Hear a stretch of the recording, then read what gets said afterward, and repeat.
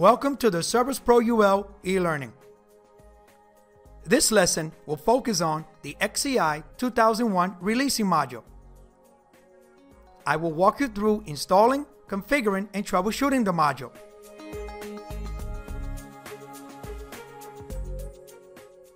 Automatic fire suppression system controls and extinguishes fires without human intervention. To do so, it must possess a means of detection, actuation, and delivery.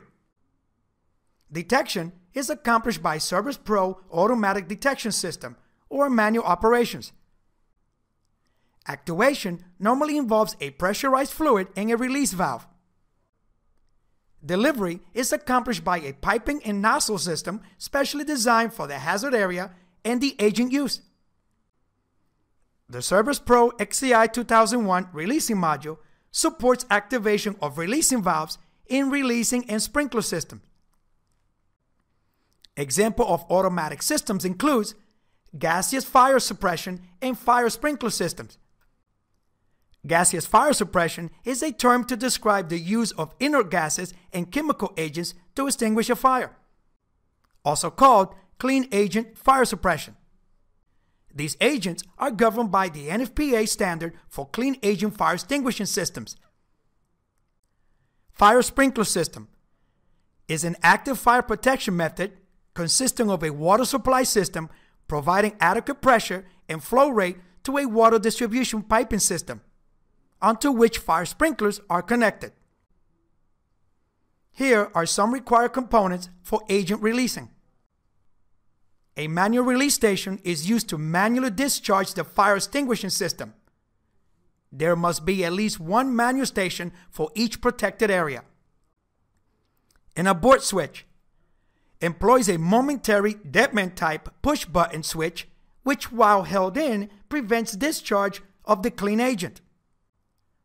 Monitoring the low pressure switch will trigger a supervisory condition when the agent container pressure drops below the required specifications.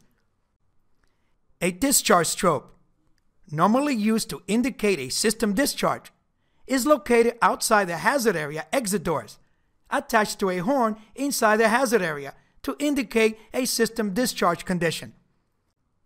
A solenoid to activate the agent discharge. The releasing circuit must be supervised using the REL-EOL releasing end of line. Now that we have an idea of the required agent releasing components, let's have a closer look at their basic operations. Detection detectors are configured to activate the releasing solenoid based on specific criteria determined by the job specification. They are normally arranged in a cross-zone configuration, which requires any two active detectors to start the pre-discharge releasing sequence. On first alarm, the room NAC will activate. On the second detector activation, it will start the pre-discharge timer. Remember to always shut down or close the hazard area ventilation system to prevent the clean agent from escaping during a discharge. If the pre-discharge timer expires or a manual discharge was initiated, the releasing circuit solenoid is activated. In addition, the discharge strobe outside of the room will indicate an agent release discharge has occurred. The abort switch is used to suspend the discharge process as long as the abort is held down during the pre-discharge condition. The manual push station causes an immediate discharge. For example, an employee sees a true fire condition and does not want to wait for the countdown timer to expire. Monitoring of the low pressure switch is accomplished by using an input monitor module that will trigger a supervisory event. Furthermore, the REL-EOL is used for supervision of the releasing circuit. Fire extinguishing system area and devices must be properly labeled to distinguish them from normal fire detection operation and protect the personnel. Here are some examples for the manual discharge push station, for the abort switch, and the discharge strobe. Let's have a quick look at its features. automatic or manual activation, supervision of the releasing circuits, 1 Class A or 2 Class B circuits, dual channel control, 2 independent Class B releasing circuits, supports several valve systems, suited to indoor application, not wet rooms, built-in manual arm and disarm switches for releasing circuits. The releasing module is installed on the periphery board and screwed onto the back box. The same slot is used for the optional NAC module. Therefore, one or the other can be used at any given time. S1 and S2 control a manual disarm of the releasing circuit outputs. A supervisory event is posted on the panel. The REL EOL is wired in series to the positive connections. From the positive of the releasing module to the positive side of the dial on the REL EOL. From the negative side of the dial to the solenoid. From the negative of the releasing module to the solenoid. When wired as Class A, both switches S1 and S2 must be in the same position. Make sure that the loop wires are terminated directly onto the solenoid.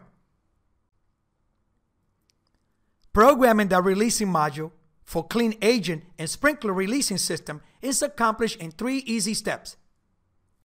Step 1. Adding the releasing module to the hardware tray. Step 2. Assigning its element in the control tray. And step 3. Assigning its application required devices in the control tray. For demonstration purpose, we will configure the releasing module for both applications. Starting with the clean agent application, we will be looking at a simple computer room with 4 detectors, 1 manual discharge push station, and 1 abort station. The specification calls for any 2 of the 4 detectors active will start the pre-discharge 30-second countdown timer. The abort station must function as a dead man switch, restoring the countdown timer back to 30, and holding as long as the abort is held down during the pre-discharge condition. This is called the AHJ abort type. The manual discharge push station must function as an immediate discharge with no delays. The monitoring of the load agent must also be provided. A room ventilation shutdown must occur during pre-discharge. The NAC's bell coding must be configured as follows. On first alarm, march time 30.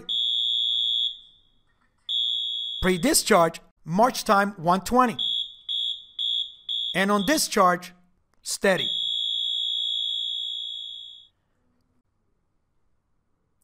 As you can see through the magic of video editing, all required detection devices have been added to the hardware tray. The 4 detectors already assigned to the computer room zone in the detection tray, and the manual discharge push station assigned to its manual alarm zone. As you can see, the abort and the load agent monitoring switches are not assigned to a zone. Instead, they must be assigned directly into the releasing control in the control tray. The ventilation relay is already assigned to its control, waiting for us to assign it to its cause. Now that all our required devices are installed and ready, it's time to add the releasing module. With the Cerberus PRO engineering tool and your site configuration open, please select the hardware task card. Select the panel element in the tree view. Right-click and select New Releasing Module XCI 2001 from the drop-down menu. As you can see, your new releasing module was added to the hardware tray. Now that we have added the releasing module, let's configure its property. Expand the releasing module element in the tree view. By default, the releasing circuits are configured as 2 Class B circuits, 1 and 2. To configure as 1 Class A circuit, simply delete the 2 Class Bs and reinsert it as 1 Class A. For example, I will restore it back to Class B as we need the two circuits for our demonstration. Selecting Class B Circuit 1, and in the Detail Editor Overview tab window, we can configure its customer text and the circuit activation duration that determines how long the circuit is energized. The next step is to assign the releasing module to its releasing control element in the control tree. Please select the control task card. Select the panel element in the tree view. Right-click and select New Releasing Control Group from the drop-down menu. As you can see, your new Releasing Control Group was added to the tree view. Right-click and select New Agent Releasing Control from the drop-down menu. Your new Agent Releasing Control was added to the tree view. Expand it and select the effects. Right-click and select Assign from the drop-down menu. Select Class B Circuit 1 and assign it. As you can see in the tree view, the releasing module Circuit 1 is now assigned to the effect of the Agent Releasing Control. Circuit 2 will be used later on our sprinkler demonstration. The next step is to assign the computer room devices that will trigger the releasing events. With the Assign dialog window still open, select the causes releasing of the Agent Releasing Control in the tree view. In the Assign left window pane, select the events or automatic alarms. From the drop-down list, select Detection. Since I have checked Always Jump to the next assignable element in my Assign dialog window, the system automatically jumped to the section Computer Room. Expand it. And expand the automatic alarm zone just so you can see that all 4 detectors are assigned to it. Please assign it. In the Assign left window pane, select the event's Manual Fire Alarm. Expand the section and expand the Manual Alarm Zone so you can see the Discharge Manual Push Station is assigned to it. And assign it. With the Assign dialog window still open, select the causes Abort from the Agent Releasing Control in the tree view. Since I have checked Always Jump to the next assignable element in my Assign dialog window, the system automatically jumped to the Abort switch input in the hardware tray. Select the Abort switch input and assign it. With the Assign dialog window still open, select the cause Low Agent from the Agent Releasing Control in the tree view. Select the Low Agent input and assign it. Close the Assign window. The next step is to configure the agent control settings to meet the job site specifications. Select the Agent Releasing Control element in the tree view. In the Detail Editor window, select the Overview tab. As you can see, the pre-discharge threshold of any 2 detectors from the agent releasing causes is configured by default, with a 30-second pre-discharge period and a manual release delay of 30 seconds. Our specification calls for no delay on the manual discharge and a AHJ abort type. At this time, our agent releasing control is configured as specified. The next step is to configure the relay that will be used to shut down the computer room ventilation system during a pre-discharge condition. Selecting the relay fire control cause in the tree view, right-click and select Assign from the drop-down menu. In the Assign left window pane, scroll down and select the event Activation. Scroll down and select Activation Releasing Pre-Discharge. In the Assign window, select the panel element and assign it. Close the Assign window. Our next demonstration is to configure a sprinkler releasing control. Select the Releasing Control group in the tree view. Right-click and select New Sprinkler Releasing Control from the drop-down menu. As you can see, your new sprinkler releasing control was added to the tree view. Expand it to see the causes and effect. Right-click on the effect and select Assign from the drop-down menu. Select Releasing Circuit 2 and assign it. With the Assign dialog window still open, select the causes in the tree view. In the Assign Left window pane, select the events or automatic fire alarms. From the drop-down list, select Detection and assign the panel. Close the Assign window. Select the Sprinkler Releasing Control element in the tree view. In the Detail Editor, select the Overview tab. As you can see, it's identical to a standard fire control, with the exception that its effect can only be assigned to releasing circuits. The final step in our demonstration is to configure the NAC circuit's bell coding. Select the NAC control where the NAC circuits are configured, either the general NAC control or a prioritized NAC control. For demonstration, I will select the default general NAC control. Expand the alarm control group in the tree view. Expand the general NAC control to view its causes. Right-click Cause Priority 3 Low and select Assign from the drop-down menu. In the Assign Left window pane, expand Releasing and select Releasing First Alarm. In the Assign window, select the panel and assign it.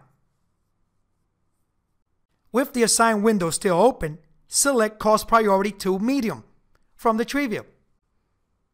In the Assign Left window pane, select Releasing Pre-Discharge. In the Assign window, select the panel element and assign it. With the Assign window still open, select Cause Priority 1 High from the tree view. In the Assign Left window pane, select Releasing Discharge. In the Assign window, select the panel element and assign it. Please close the Assign window. Select the General NAC control element in the tree view. In the Detail Editor Overview tab, configure the NAC output bell coding as required by the job specifications. Priority 3 Low was assigned to first alarm and needs march time 30. Priority 2 Medium was assigned pre-discharge and needs march time 120. And Priority 1 High was assigned to discharge that needs steady.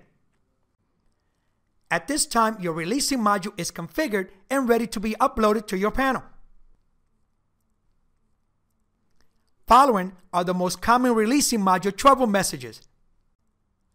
Hardware missing. The releasing module is not mounted properly on the periphery board, or a bad releasing module. Open circuit. The releasing circuit cannot detect the required REL/EOL releasing end of line. Several conditions can trigger this trouble message. Lost connection to the REL/EOL, incorrect resistor value, wrong or reverse diode. Releasing blocked. Switch S1 or S2 are in a disarm position. Incompatible firmware. The panel has detected the releasing module has an incompatible firmware and also caused a fatal trouble since it could not read the module. To update the firmware from the panel, simply select the trouble event on the PMI, press the Execute command button, and select Update Incompatible Firmware from the list menu. Additional product information can be found in the Engineering Tool Help System or the Siemens Fire Partners website.